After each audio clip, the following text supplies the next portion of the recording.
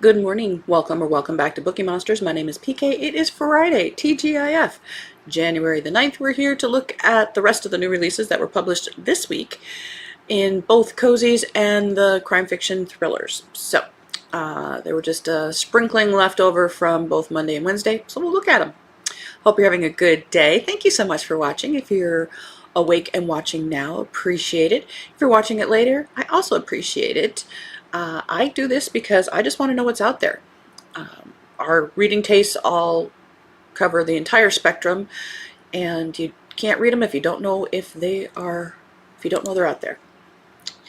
Elena says, I will see you tomorrow afternoon at 12 p.m. Alrighty, good morning, Elena. She says, yay, today's Friday. Yoo-hoo! Yes, yahoo! And Elijah says, hi, hello! And Kirsten says, good morning to ya. Happy Friday. Let's see, yes, Elena mentioned tomorrow afternoon. Our sprints, our third of the week, is tomorrow afternoon starting at 3 p.m. Eastern Time, and it goes for 5 hours. We do every Tuesday and Thursday evening and Saturday afternoons. And we are back to regularly scheduled programming. So, let's look at the cozies. Sorry, I have an itch. Alrighty. First up is a series I enjoy. If you are participating in the Midwinter Hissmist as our third annual Just Read Any Old Historical Mystery that catches your fancy, this is a good series to start. It is a mostly male protagonist set in medieval times.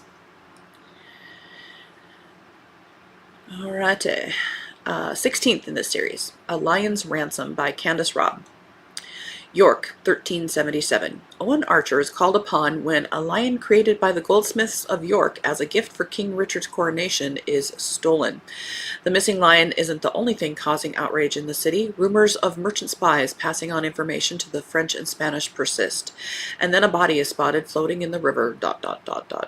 Is there a connection between the theft of the lion and the drowned man? The murder of a suspected spy raises further questions. Are the thief and a ferocious killer the same person? Owen's quest for answers leads him to uncover passion, betrayal, fiercely guarded secrets, and to one of the most powerful men in the land. Again, very good series. Next up, another historical mystery, Paul Doherty, prolific in multiple series. This is 24th in the Brother Athelstan series. Meadows of Murder. The Meadows of Murder. London, 1383.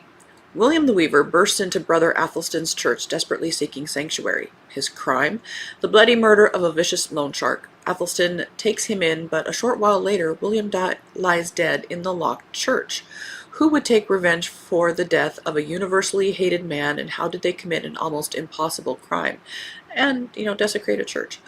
Athelstan's investigations are complicated by news of the murder of an eminent member of the Guild of Fishmongers, an ominous message left on his corpse.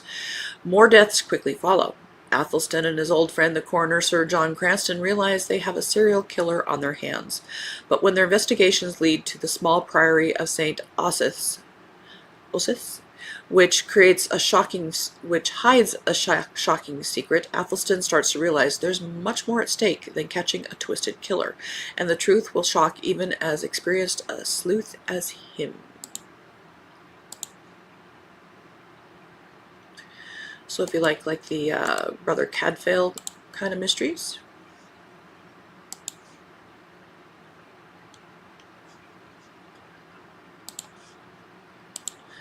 The Murder at World's End by Ross Montgomery, first in the Stockingham and Pike series. This is described as Knives Out meets Downton Abbey. Now, if you notice, they like to compare things to shows and movies and so forth to pull you in, and it trends. Right now, the big trend is Knives Out. Cornwall, 1910. On a remote tidal island, Did I say who the author was? Ross Montgomery. On a remote tidal island, the Viscount of Tithe Hall is absorbed in feverish preparations for the apocalypse that he believes will accompany the passing of Halley's Comet. The hall must be sealed from top to bottom, every window, chimney, and keyhole closed off before night falls. But what the pompous, dishonest Viscount has failed to take into account is the danger that lies within. By morning, he will be dead in his sealed study, murdered by his own ancestral crossbow. All eyes turn to Stephen Pike, Tithe Hall's newest under-butler. Fresh out of Borstal for a crime he didn't commit, he is the wrong man in the wrong place at the wrong time. His unlikely ally, Miss Decima Stockingham, the foul-mouthed, sharp as a tack, 80-year-old family matriarch. Fearless and unconventional, she relishes chaos and puzzles alike, and a murder is just the thrill she's been waiting for.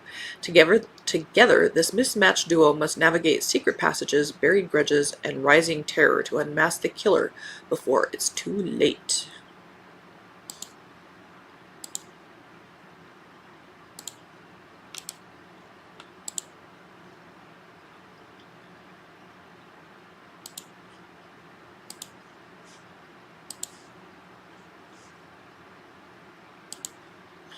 Frostbitten by Barbara Witek, fourth in Julie Butler Mystery series. It's bake sale season in New Hope, and Julie Butler's got her hands full whipping up cookies for the church fundraiser. But when a fire at Oliver's new restaurant reveals a frozen corpse, her plans and her peace of mind go up in smoke. The victim, a man with ties to Julie's late father, and questions no one wants answered. Before Julie can piece together the truth, tragedy strikes closer to home.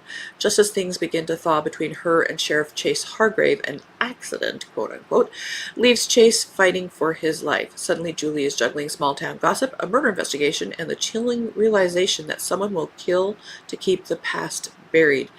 As a snowstorm bears down on New Hope, Julie must uncover the truth about her father and expose a killer who's been hiding in plain sight before the town's secrets are frozen forever. There's a dog and a bird on the cover.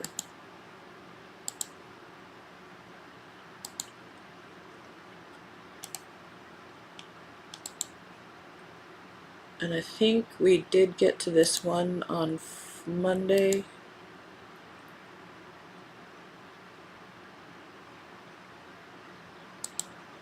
I can't remember. Death and Other Occupational Hazards by Veronica DuPont.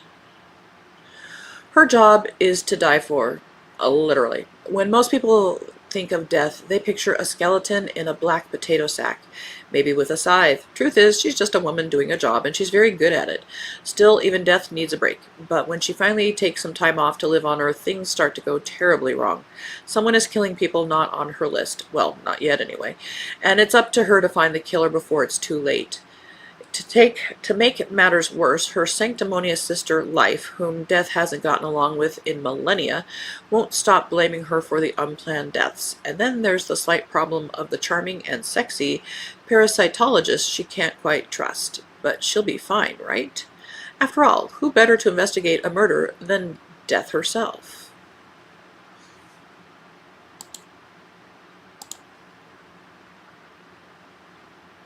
Well, I suppose that is a nice break from all the witches and stuff that we get.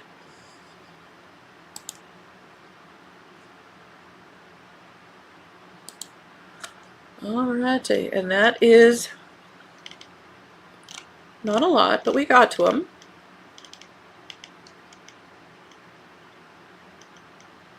About 20 of them, not bad.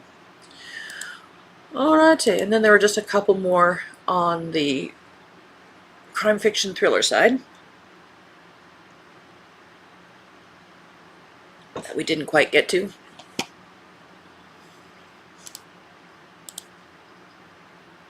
I think 3. No One Knew by Kendra Elliott, second in the Noelle Marshall series. In the Crisp Mountain air of Central Oregon, a teenage girl's search for discarded cans leads to a horrifying discovery: a body brutally murdered and abandoned in the woods. The case falls to Deschutes County. I'm probably saying that wrong, I'm sorry. Detective Noelle Marshall, who finds herself navigating a community steeped in secrets, suspicion, and distrust of outsiders, especially law enforcement. Miles away, FBI Special Agent Max Rhodes investigates a different kind of darkness. Chatter about a violent uprising from a shadowy militia group preparing for war. The two cases seem worlds apart, but as Noelle digs into the murdered man's past and Max closes in on the source of the terror plot, their paths begin to converge in a terrifying way. This was no random killing. It was a message. A merciless killer and a hidden army are operating in the same shadows, and finding the link between them is the only thing standing between a single murder and a full-blown massacre.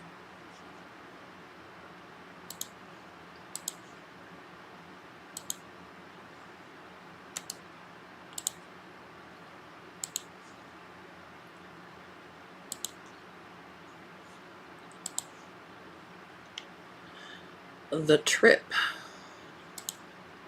by Audrey J. Cole. A luxury sailing trip is the perfect escape from Palmer's shattered marriage until the Pacific Coast cruise, a chance for old friends to mend old wounds, descends into a harrowing fight for their lives. 20 years ago, the five of them were inseparable, but after a rafting accident their senior year, only 4 of them returned. Volleyball captain Courtney's body was never found, and their lives were never the same.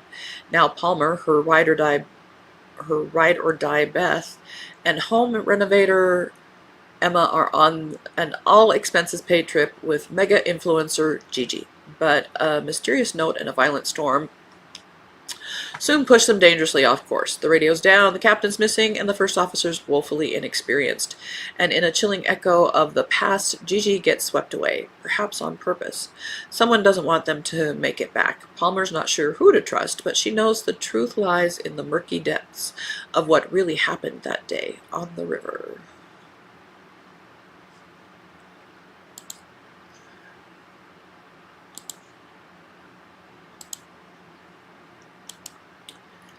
And I don't think we got to this one. Let's see if it sounds familiar. No, I don't think so. Blast from the Past, second in the D.I. Bob Willis series by Damian Boyd. It is 1986. Assigned to a new cold case unit, retired Detective Inspector Mungo Bob Willis has reopened the investigation into the 1962 disappearance of a 9-year-old boy. Paul Bromfield was snatched from one of the last steam trains from Evercreech Junction to Burnham-on-Sea and later found dead in an abandoned bunker. A day at the seaside turned to tragedy, and a child's name everyone remembers. The killer has been watching, waiting for this moment. When another child vanishes and chilling messages begin to arrive, Bob finds himself caught in a dangerous game. With time running out, he must decipher clues that have been hidden in plain sight for decades, clues that point to the lasting fallout of a forgotten nightmare. The truth is still out there. It's not finished with him yet. I think that's funny. His name is Mungo and his nickname is Bob. And I do remember that we got to the Kelly Stanley. So that was it. We caught up to everything. Huzzah.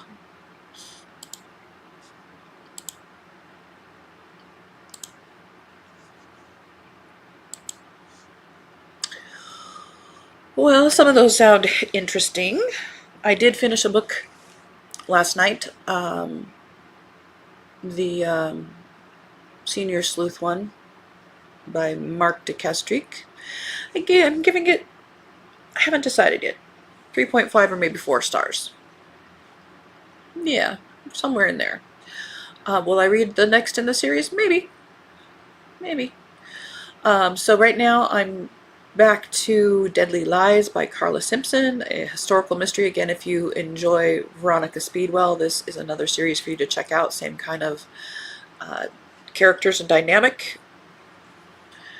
And there are several in that series. I'll start at the beginning. So I'm also going to be on a hunt for what is next. Maybe I'll read the next in series by the Candace Robb. That is kind of tickling my fancy again. I have a whole list. I could show you. I can show you. So I create Amazon lists to keep track of everything. And I have a January list of possibilities. And this one can go away.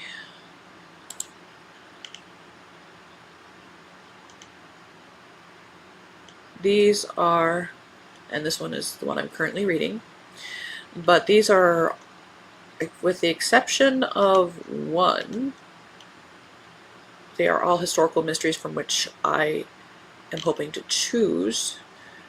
And this one might be pulling me.